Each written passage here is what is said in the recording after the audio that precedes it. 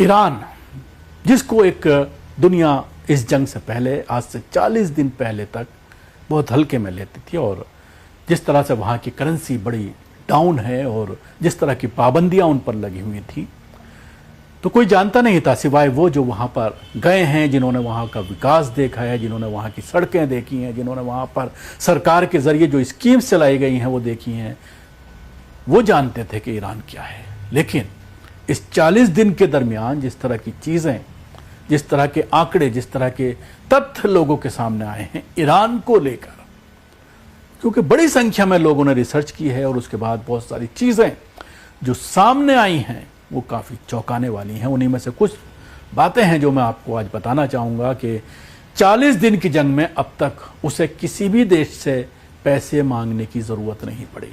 आप देखते हैं कि पाकिस्तान या किसी और देश में अगर कोई जंग छिड़ती है, कुछ किसी तरह के हालात होते हैं, ज़लज़ला आता है या कोई आफत आती है, आपदा आती है, तो पैसे मांगे जाते हैं। अमेरिका से, वर्ल्ड बैंक से भीख मांगा जाता है। लेकिन 40 दिन की जंग के दरमियान किसी भी देश से उन्होंने पैसा नहीं मांगा। उसने खाने पीने की चीज़ों के लिए किसी से कोई अपील नहीं की। बड़ी संख्या में लोगों ने अपने आप ही उनकी मदद की। भारत में बड़ी संख्या में लोग सामने आए और सिर्फ लद्दाख और जम्मू कश्मीर से 600 करोड़ से ज़्यादा पैसा इकट्ठा हुआ ईरान के लिए। उसने दवा के लिए भी किसी से कोई अपील नहीं की। देश के अंदर जंग शुरू होते ही रोटी, पेट्रोल और डीजल फ्री कर दिया गया।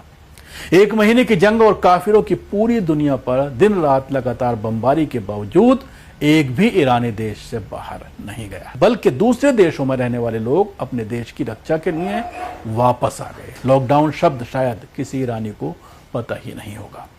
बड़े बिजनेसमैन ने लिखकर और पोस्ट करके कहा कि वे सामान ले जाएं और जंग के बाद पैसे दे दें। जंग और बमबारी के दौरान मंत्री सड़क पर लोगों के बीच अमेरिकी विरोधी प्रदर्शनों में बराबर हिस्सा लेते रहे।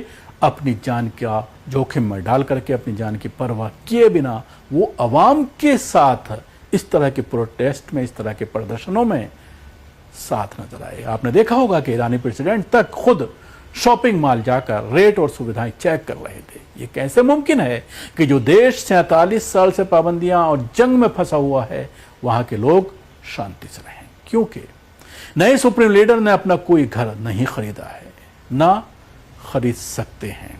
मंत्रियों और जनरलों के बच्चे विदेश में पढ़ने पर रोक है। सरकार के सदस्य और एडमिनिस्ट्रेशन विदेश में अकाउंट नहीं रख सकते। किसी भी मंत्री या जनरल के पास देश के बाहर कोई दूसरा घर नहीं है। सुप्रीम लीडर एक अंदाजे के हिसाब से दिन में 18 घंटे काम करता है। कोई एजुकेशन के नाम पर बेइज्जती की कोई गुंजाइश नहीं है। कोई अमेरिकन या यूरोपियन स्कूल या कॉलेज नहीं है। एजुकेशन फ्री है, जिसकी वजह से हर दूसरा युवा इंजीनियर, पीएचडी और कम से कम एमए पास मिलेगा। रात के अंधेरे में खून खराबा करके रेट नहीं बढ़ाए जाते, बल्कि सरकार पहले पार्लियामेंट में बिल पेश करती है और फिर सुप्रीम लीडर को फैसला करना होता है। इसलिए साल में एक बार रेट 2 से 3% बढ़ाए जा सकते हैं। वो भी रेट के साथ साथ सुप्रीम लीडर के बजट से लोगों को राहत दी जाती है।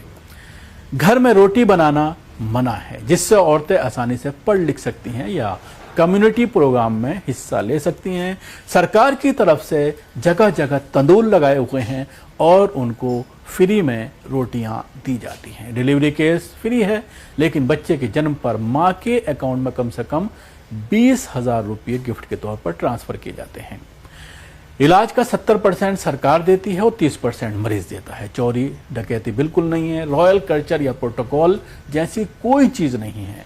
आपको कोई भिखारी नहीं मिलेगा। नमाज न पढ़ना एक कमी मानी जाती है। पुलिस सूरज डूबने से सूरज उगने तक कातिल के घर में नहीं घुस सकती, क्योंकि वो समय उसकी पत्नी और बच्चों का होता है।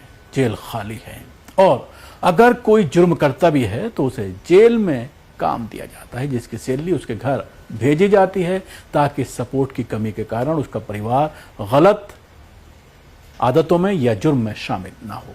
जुम्मे के इमाम का पद गवर्नर से ऊंचा होता है, ताकि एडमिनिस्ट्रेशन मनमानी ना कर सके। शुक्रवार के खुतबे में एडमिनिस्ट्रेशन को चेतावनी दी जाती है। राज्यों और जिला एडमिनिस्ट्रेशन के मंत्री और अफसर शुक्रवार की नमाज की पहली लाइन में सबसे पहले मौजूद होते हैं। छोटे और बड़े परिवार का कोई कंसेप्ट नहीं है। पूरा देश सादात और गैर सादात में बटा हुआ है।